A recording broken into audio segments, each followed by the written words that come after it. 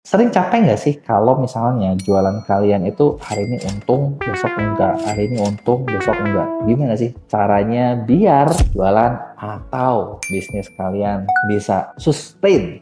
Nah, gua ngerti banget nih buat teman-teman yang jualan, buat teman-teman yang bisnis pasti kan ngalamin banget yang namanya kayak tadi kan, bener nggak? Bikin bisnis yang sustain itu kayaknya susah banget, bener nggak? Kayak hari ini untung, besok enggak gitu kan. Hari ini tren untung banyak terus enggak gitu ya. Gimana sih caranya biar bisnis sustain? Nah, dari pengalaman gua ada beberapa hal yang bisa kalian cobain.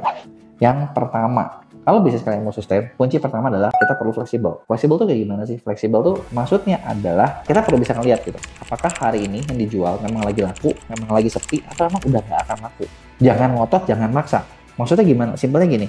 Contoh, kalian bayangin deh, kayak waktu 2020, masker itu jadi barang yang gila, diburu banget, dijualnya bisa mahal banget, dan banyak banget gua tau orang-orang yang untung banyak dari masker. Tapi kalau pertanyaan gua sekarang 2023, akhir, jualan masker masih untung nggak?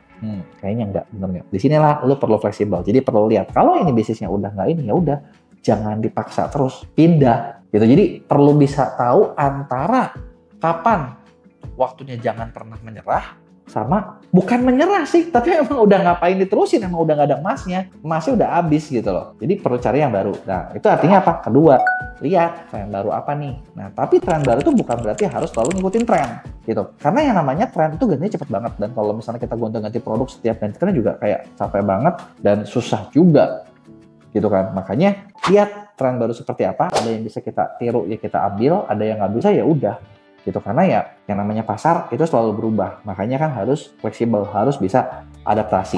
Terus ketiga, jangan pernah takut sama teknologi, karena yang namanya teknologi itu ada buat ngebantuin kita. Contoh yang simpel gini, 10 tahun lalu orang kalau jualan itu jarang banget yang manfaatin yang namanya e-commerce. Jadi kalau jualan ya kita bikin website, atau kalau misalnya kita jualan ya kita bikin offline gitu kan. Nah sekarang kalau kita offline doang ya susah. Mulailah manfaatin teknologi-teknologi yang ada buat bantuin kalian biar jualan lebih cepat. Gitu. Tapi apakah teknologi doang? Ya enggak. Lihat juga nih, perhatian utama sebenarnya ketika jualan itu kan adalah pembeli. Pembeli itu punya maunya, pembeli adalah raja.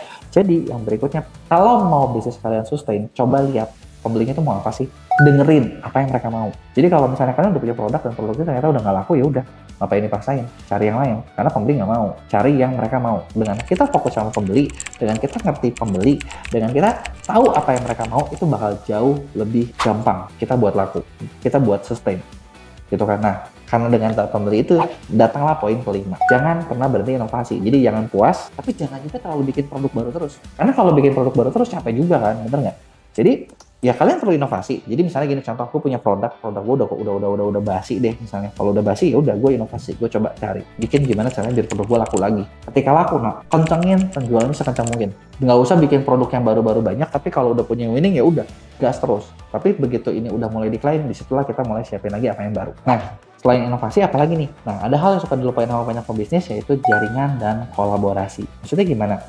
Sekarang coba lu bayangin, misalnya kita jualan baju nih, terus kita jualan sendiri doang. Kita nggak tahu, kita nggak punya teman-teman yang mirip-mirip, nggak punya penjual sepatu, nggak punya penjual tas, nggak punya penjual ikat pinggang misalnya. Bisa jadi kita produk sendiri doang kan. Nah, dengan kita kolaborasi, misalnya kita bisa dapat nih kerjasama sama yang bikin sepatu, ya udah kita bikin kolaborasi bareng, sepatunya dari dia, bajunya dari kita. Itu kita bisa dapat market yang lebih luas. Jaringan itu juga bakal lebih luas, karena dengan bersama kita pasti bakal lebih cepat. Karena dengan bersama kita bakal lebih kuat dan lebih gampang buat berkembang. Dan paling penting adalah guru terbaik itu bukanlah ketika kalian sukses, tapi guru terbaik ketika kalian gagal. Jadi jangan takut buat gagal. Kalau gagal ya udah, lo lihat insight-nya, apa yang bisa diambil, apa yang bisa dipelajari supaya berikutnya ya kalian gak gagal lagi.